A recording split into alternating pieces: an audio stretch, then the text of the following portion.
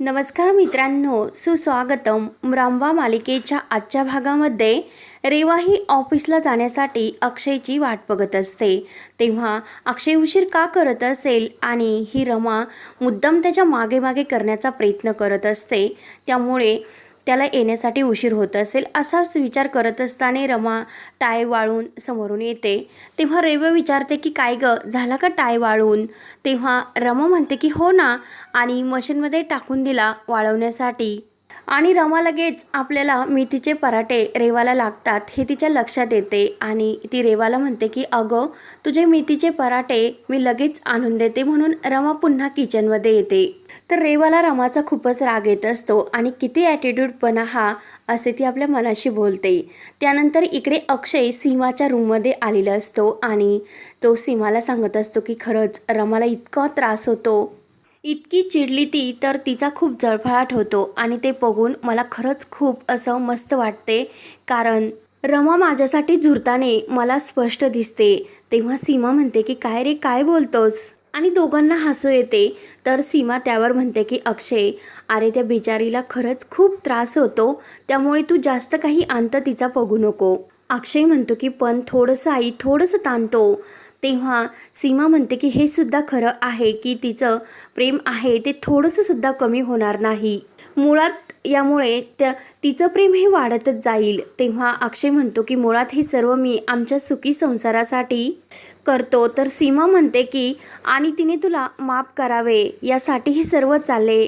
तर अक्षय सीमाला विचारतो की आपण सर्व हे गमतीत करतो आणि जर रमाने हे सर्व सिरियसली घेतले आणि ती माझ्यापासून परत जर लांब गेली तर काय करायचे मी? तर सीमा म्हणते की नाही अरे, असे काही होणार नाही. तिचं तुझ्यावर खूप प्रेम आहे आणि तिला जेव्हा हे समजेल की तू हे सर्व नाटक करतो आणि आणि हे सर्व तू त्यांच्या भल्यासाठीच करतो, हे जेव्हा तिला समजेल तेव्हा रमाला खरंच खूप आनंद होईल. आणि सर्वात जास्त महत्त्वाची गोष्ट म्हणजे रेवा हे घर सोडून निघून जाईल. तेव्हा रमासाठी ही सर्वात महत्त्वाची गोष्ट असून ती तर हे ऐकल्यानंतर नाचेलच आणि तिला सर्वात जास्त आनंद होईल आणि प्रेमाने ती तुला मिठीच मारेल. तेव्हा अक्षयला हसू येते आणि आई, खरंच मला सुद्धा असे वाटते की असेच हो, आणि आई मी सुद्धा या दिवसाची खरंच आतुरतेने वाट बघतो, असे बोलून अक्षय म्हणतो की आई आता मी निघतो आणि बाहेर निघून येतो.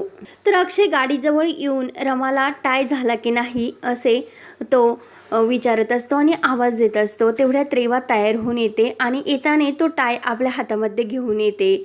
तेव्हा अक्षय खुश होऊन रेवाला विचारतो की टाय तू घेऊन आलीस आणि वाळवलं सुद्धा? तेव्हा रेवा म्हणते की हो, मी इस्त्रीसुद्धा केली आणि रमाने काहीच केले नाही. तेव्हा तो रेवाला म्हणतो की रेवा चल आता निघायचे आपल्याला, कारण खूप उशीर झाला आणि पायऱ्या तू हळूच उतर. तेवढ्यात अक्षय गाडीत बसणार, रमा लगेच टिफिन घेऊन येते आणि आहो आहो करत टाय घेतला का असे विचारू लागते. तेव्हा लगेच अक्षय म्हणतो की हे बघ, रेवाने आणून दिला. तेव्हा रेवा लगेच म्हणते की अगं रमा, तू कामामध्ये बिझी होती तेव्हा मीच तो टाय वाळवला आणि त्याला इस्त्री करून घेऊन सुद्धा आले. तेव्हा रमा म्हणते की ठीक आहे, मग हे पराठे घेऊन जा. तेव्हा रेवा म्हणते की राहून दे, आम्ही बाहेर काहीतरी खाऊ. तर लगेच रमा म्हणते की बाहेरचं तुला चालेल, त्यांना नाही चालणार, त्यांना बाहेरचे खाल्ल्यानंतर त्रास होतो. तेव्हा रेवा लगेच म्हणते की मी अक्षयला बाहेरचे गोड काहीच खाऊन देणार नाही. आणि अक्षयला विचारते हो ना अक्षय? तेव्हा अक्षयसुद्धा हो असे बोलतो. तर रमा अक्षयकडेच बघू लागते. तेव्हा रेवा ही गाडीत बसते आणि अक्षय रमाला म्हणतो की बाय बायको, आणि डबा न नेल्यामुळे रमाला तर खूपच राग आलेला असतो. त्यानंतर खूप संध्याकाळ होते आणि अक्षय काही घरी आलेलं नसतो. तर रमा वाटच बघत असते की किती वेळ झाला, अजून का आले नाही आणि मला फोन करून सुद्धा का सांगितले नसेल. तेवढ्यात सीमा येते आणि सीमा म्हणते की काय ग, तो अजून जागीच का? जेवण वगैरे केलेस का? आणि अक्षयला मीटिंग असल्यामुळे त्याला येण्यासाठी उशीर होईल, त्यामुळे तू जा आणि झोपून घे. तेव्हा रमा म्हणते की नाही आई, तुम्ही जा आणि झोपा, मला ते आल्याशिवाय झोप नाही लागणार आणि ते आल्यानंतर मी जेवण करेल. तर सीमा म्हणते की मी जाते झोपण्यासाठी. तेव्हा सीमा जाते. तर रमा विचार करत असते की आईंना सुद्धा माहिती आहे की यांना येण्यासाठी उशीर होणार, पण मला काही यांनी सांगितले नाही, म्हणून रमाला आणखीनच राग येतो. आणि रमा ही इतक्या उशिरापर्यंत कसली मीटिंग आहे म्हणून अक्षयला फोन लावण्यासाठी लागते. तेवढ्यात अक्षय आणि रेवा हे दरवाजात येतात. रमाला बघून अक्षय म्हणतो की रमा, तो अजून जागी आहे का? अक्षय म्हणतो की रमा, आम्ही जेवूनसुद्धा आलो, कारण मीटिंग खूप उशिरापर्यंत चालू होती आणि मग असे वाटले की जेवण करूनच यावे, खूप उशीर झाला. तेव्हा रमा रागाने म्हणते की मी अजून तुमच्यासाठी जेवण केले नाही, थांबले. आणि अभिदादा कुठे आहे? तेव्हा अक्षय म्हणतो की तो लवकरच निघून आला, कारण त्याला आरती वहिनीला घेऊन जायचे होते आणि आज आम्ही दोघेच होते, त्यामुळे असे वाटले की जेवण करून यावे म्हणून एका छान रेस्टॉरंटला गेलो आणि तिथे डिनर छान होते म्हणून आलो आम्ही जेवण करून. तेव्हा रेवा म्हणते की मी जाते रूममध्ये आराम करते, खूप दमलेली आहे. तेवढ्यात तिच्या बॅग असते ती खाली पडते, तर रेवा वाकणार. तोच अक्षय म्हणतो की ए रेवा, वाकू नको, मी देतो. तेव्हा अक्षय लगेच ती बॅग उचलतो आणि रेवाच्या हातात देतो. रमाला आणखीनच राग येतो.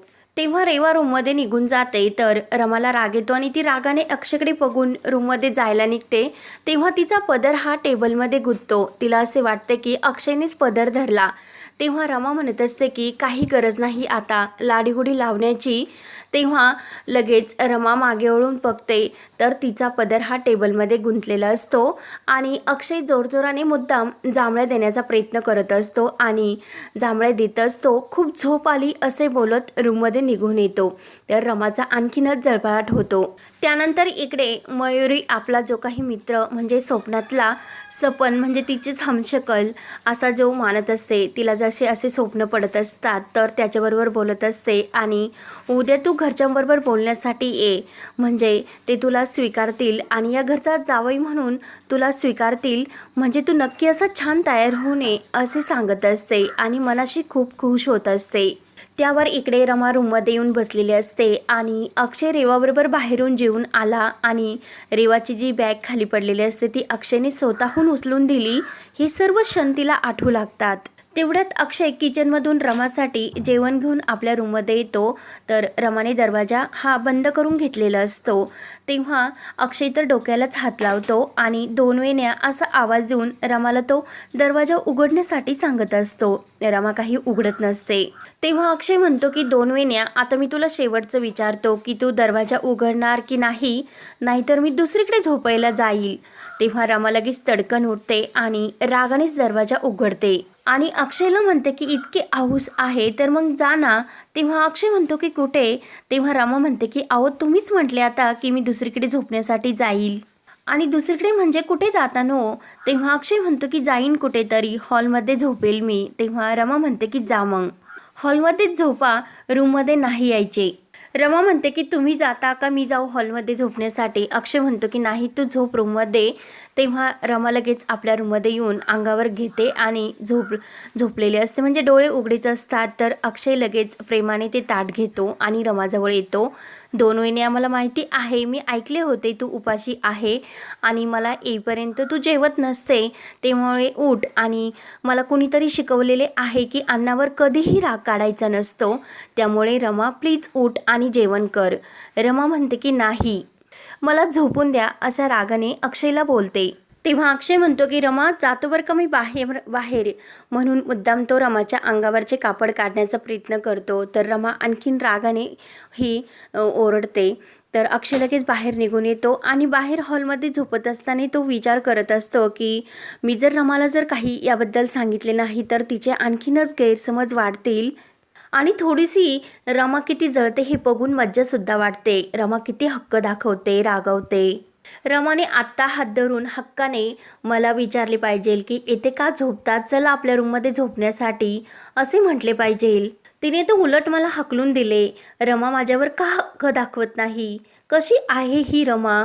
आणि तिने चक्क माझी कॉलरसुद्धा पकडली होती. इतर वेळेस जर कॉलर कोणी दुसऱ्याने पकडली तर किती राग येत असतो, परंतु बायको जेव्हा हक्काने आपली कॉलर पकडते आणि हक्काने म्हणते की तू फक्त माझाच आहे, तर किती छान वाटते. या सर्वाचा अक्षय विचार करून खूपच खुश होत असतो. आणि रमा असे हक्क का दाखवत नसेल, परंतु रमाला नक्की माझी जाणीव कळेल आणि रमासुद्धा हक्क दाखवायला लागेल, म्हणून अक्षय हा झोपी जातो. तर तेवढ्यात तेथे रेवा येते आणि अक्षयला हॉलमध्ये झोपलेले पाहून रेवाला तर खूपच आनंद होतो आणि विचार करते की देव कदाचित माझ्या पाठीशी आहे, म्हणजे सर्व काही माझ्या मनासारखेच होते आणि रमा अक्षय हे वेगळे होतात हे तर नक्की दिसते, म्हणून तिला आणखीन आनंद होतो. त्यानंतर इकडे रमा रूममध्ये जागीच असते आणि अक्षयने तिच्यासाठी ते जेवणाचे ताट आणलेले ती बघते आणि विचार करत असते की का चिडले असेल मी त्यांच्यावर.